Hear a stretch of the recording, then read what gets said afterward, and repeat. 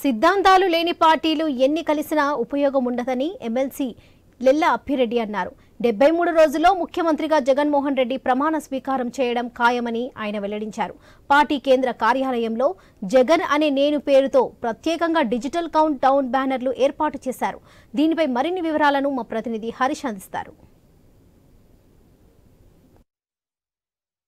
ప్రమాణ స్వీకారం చేస్తారని చెప్పి వైసీపీ ధీమా వ్యక్తం చేస్తుంది. ఈ మేరకు ప్రత్యేక డిజిటల్ బోర్డుని పార్టీ కేంద్ర కార్యాలయం వద్ద ఏర్పాటు చేశారు. మనతో మాట్లాడేందుకు ఎమ్మెల్సీ అప్పిరెడ్డి ఉన్నారు. సార్ చెప్పండి, ఇంత కాన్ఫిడెంట్గా 73 రోజులు 16 గంటలు నిమిషాలు సెకండ్లతో పెట్టారు. మీ కాన్ఫిడెన్స్ ఏంటి? ఇప్పటికే సిద్ధమని చెప్పి దూసుకుపోతున్నారు. ఇప్పుడు ఉన్నటువంటి కాన్ఫిడెన్స్ని కార్యకర్తల మైండ్ సెట్ని ట్యూన్ చేయడానికినా? మా నమ్మకం, మా విశ్వాసం ప్రజలు పైన ఉన్నటువంటి దేవుడిని మేము నమ్ముతూ ఉంటాం పార్టీ. ఎందుకంటే దేవుడు ఆశీస్సులతో ప్రజల నమ్మకాన్ని వమ్ము చేయకుండా ఈ 4 సంవత్సరాల 11 నెలల కాలంలో పేదలకు సంబంధించి వాళ్ళ జీవితాల్లో మార్పు తీసుకురావడం కోసం అనేకమైనటువంటి కార్యక్రమాలు తీసుకుని ముందుకు సాగినటువంటి ప్రభుత్వం మా జగనన్న ప్రభుత్వం. ఈ సందర్భంలో కూడా ఎక్కడా కూడా సహజంగా ఏ పార్టీ అధికారంలో ఉన్నా కూడా వాళ్ళ పార్టీకి కొమ్ము కాసే కార్యక్రమాలు జరుగుతూ ఉంటాయి సహజంగా. కానీ ఇక్కడ ఈ రాష్ట్రంలో మాత్రం కులం చూడాలా, మతం చూడాలా, ప్రాంతం చూడాలా, రాజకీయ పార్టీలు కూడా పక్కన పెట్టి కనీసం ఎన్నికల్లో మాకు ఓటు వేశాడా వేయలేదనేది కూడా ఆలోచించేయకుండా అర్హత కలిగినటువంటి ప్రతి ఇంటికి కూడా సంక్షేమ కార్యక్రమాలని, ప్రభుత్వ పథకాలని పంపించినటువంటి పరిస్థితులు వాళ్ళకి కనిపిస్తూ ఉన్నాయి. అందుకే ప్రజలు కూడా వాళ్ళు, ఎందుకంటే ఆంధ్ర రాష్ట్ర ప్రజానీకం చాలా చైతన్యవంతమైనటువంటి ప్రజానీకం.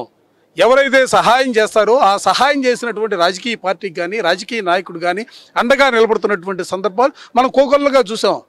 ఇవాళ తిరిగి, ఎందుకంటే ఈ రాష్ట్రంలో ఉన్నటువంటి ప్రజానీకం యావత్తు కూడా జగన్మోహన్ రెడ్డి గారి ఆలోచనల వల్ల, ఆయన చేసినటువంటి కార్యక్రమాల వల్ల మాకు లబ్ధి జరిగింది.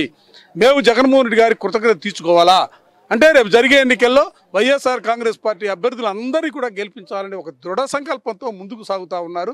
అదే నమ్మకంతో మేము వాళ్ళ కార్యక్రమాన్ని ఇప్పటికి 3 పార్టీలు కలిసి, బీజేపీ కూడా కలిసింది. పోల్ మేనేజ్మెంట్ చేసేస్తాము, అధికారంలోకి వచ్చేయడం కూడా చాలా ఈజీ అయిపోతుందని చెప్పి కూడా 3 పార్టీలకు సంబంధించినటువంటి కూటమి నాయకులు చెప్తున్నారు. భవిష్యత్తులో వైసీపీని ఓడిస్తామని కూడా చెప్తున్నారు. దీన్ని మీరు ఏ విధంగా సవాల్ స్వీకరిస్తారు? ఎలా ఉండబోతుంది భవిష్యత్తు? 3 పార్టీలు కాదబ్బా, ఈ దేశంలో కాదు, పక్కనున్న అమెరికా లేకపోతే రష్యా లాంటి అక్కడ రాజకీయ పార్టీలు కూడా 30 పార్టీలు కలిసి పోటీ చేయని. మేమేమి ప్రజలను మభ్యపెట్టే కార్యక్రమాలు తీసుకొని వాళ్ళ ఓటు అడగట్లా.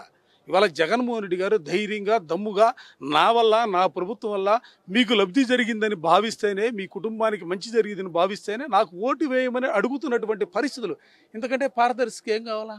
ఇంతకంటే ఒక రాజకీయ నాయకుడు ఉండాల్సినటువంటి నిబద్ధత ఇంకెంతకంటే ఏం కావాలా? ఇవాళ ఒక నిబద్ధతతో జగన్మోహన్ రెడ్డి గారు డైరెక్ట్గా సూటిగా అడుగుతూ ఉన్నాడు. మీకు మంచి జరిగితేనే ఓటు వేయండి, మీకు మంచి జరిగితే ఓటు వేయొద్దని చెప్పగలిగినటువంటి స్థితిలో ఇవాళ మా నాయకుడు ఉన్నాడు. ఇంకంతకంటే ఏం కావాలా? 3 పార్టీలు, 30 పార్టీలు, పోలీస్మెంటు, వాళ్ళు తలకాయలు ఒక్కటే.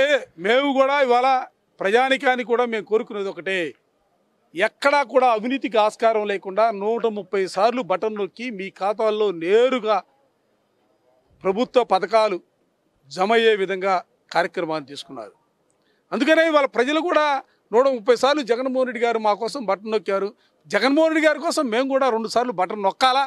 ఆ బటన్ నొక్కే ప్రక్రియలో కూడా ఒక బటన్ శాసనసభ సంబంధించి, ఒక బటన్ పార్లమెంట్ సంబంధించి, అంటే 175కు 175, 25కి 25 పార్లమెంట్ స్థానాలు గెలిపించాలనే దృఢ సంకల్పంతో ప్రజలు నిర్ణయించుకున్నారు.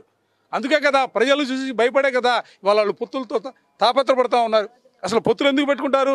బలం లేనప్పుడు 10 మందిని కలుసుకొని, 10 మందిని కలుపుకొని ఒక్కడొక్కడగా వస్తే ఓడిపోతారని తెలిసి 10 మంది కలుపుకొని అదో ఒక ప్రయత్నం చేస్తూ ఉన్నారు. వాళ్ళు ఎన్ని ప్రయత్నాలు చేసినా కూడా ప్రజలు నమ్మే పరిస్థితుల్లో లేరు.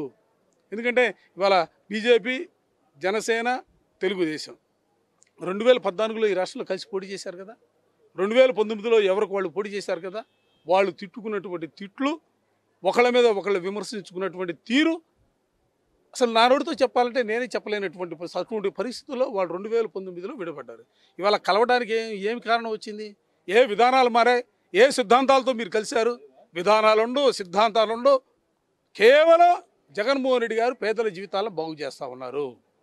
ఈ రాష్ట్రంలో జగన్మోహన్ రెడ్డి గారిని ముఖ్యమంత్రి పీఠం దించాలా, ఈ నినాదం తప్ప ఏమన్నా చిత్తశుద్ధి ఉందా? పొత్తులు పెట్టుకుంటే దానికి ఒక విధానం ఉండాలా, ఒక సిద్ధాంతం ఉండాలా, ఆ సిద్ధాంతంతో ముందుకు సాగాల. ఎప్పుడు పొత్తులు పెట్టుకుంటారో తెలీదు, ఎప్పుడు విడిపోతారో తెలీదు. అవసరాల కోసం ఎవరిని ఎట్లా ఉపయోగించుకుంటారో తెలీదు. కానీ ప్రజలు మాత్రం చాలా తెలివైన వాళ్ళు, రాజకీయ చైతన్యవంతమైనటువంటి రాష్ట్రం మన రాష్ట్రం. తప్పనిసరిగా అందరికీ బుద్ధి చెప్పే కార్యక్రమాన్ని తప్పనిసరిగా తీసుకోవాలి. సిద్ధాంతాలు లేని పార్టీలు కలిసిన ఉపయోగం ఉండదు. ఇంకోవైపు నిబద్ధతతో కలిసి పనిచేశాం కాబట్టి వచ్చేటువంటి ఎన్నికల్లో ఓటు అడిగేటువంటి హక్కు వైసీపీకి మాత్రమే ఉంటుంది. 73 రోజుల్లో ముఖ్యమంత్రిగా జగన్ ప్రమాణ స్వీకారం చేయడం మాత్రం ఖాయమని చెప్పి కూడా లేళ్ల అప్పిరెడ్డి స్పష్టం చేస్తున్నారు. కెమెరా పర్సన్ కిషోర్తో హరీష్, ఐ న్యూస్.